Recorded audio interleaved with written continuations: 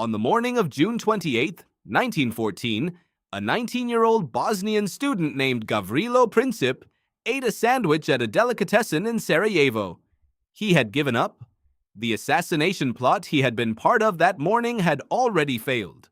His target had survived. His fellow conspirators had scattered. He was standing on a street corner eating lunch, believing that history had passed him by. It had not. 15 minutes later, the Archduke Franz Ferdinand of Austria drove directly past the delicatessen where Princip was standing.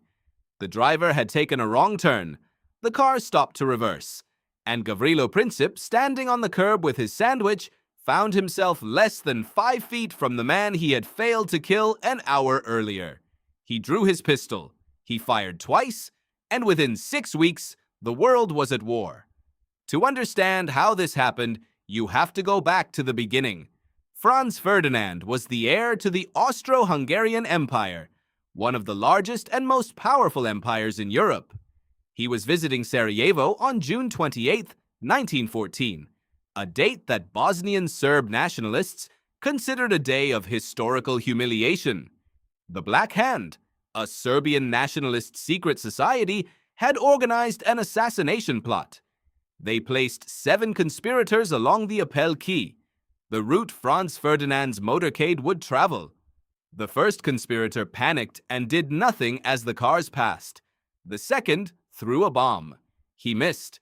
The bomb bounced off the Archduke's car, rolled under the following vehicle, and exploded. Several people were injured. Franz Ferdinand was unhurt.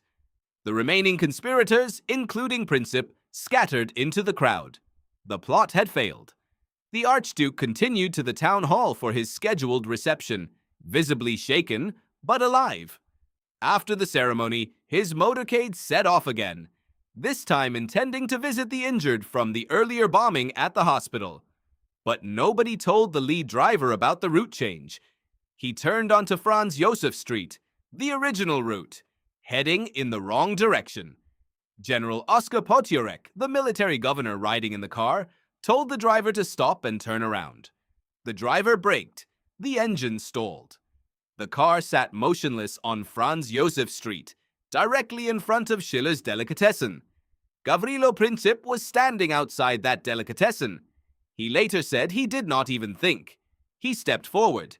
He fired one shot into Franz Ferdinand's jugular vein. He fired a second into Archduke's wife Sophie's abdomen. Both were dead within the hour. Austria-Hungary blamed Serbia for the assassination. They issued an ultimatum. Serbia refused key demands. Austria-Hungary declared war on Serbia. Russia began mobilizing to defend Serbia. Germany declared war on Russia. Germany declared war on France and invaded Belgium. Britain declared war on Germany. In 37 days, a continent was at war.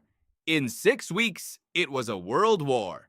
Before it was over, 17 million people would be dead. All of it traced back to a wrong turn, a stalled engine, a young man eating lunch on a street corner who looked up and could not believe what he was seeing. Historians have argued for over a century about whether World War I was inevitable, whether the alliance systems and imperial tensions would have exploded anyway, whether Princip was the cause or merely the spark on a powder keg already primed to blow. But the powder keg needed a spark, and the spark needed a wrong turn, and the wrong turn needed a driver who had not been told the route had changed, and that driver stopped his car in front of a delicatessen. Gavrilo Princip did not start World War I alone, but on the morning of June 28, 1914, he was the last link in the most consequential chain of accidents in modern history. He had given up. He was eating a sandwich, and then the car stopped. Thanks for watching. Please like, comment, and subscribe for weekly history videos.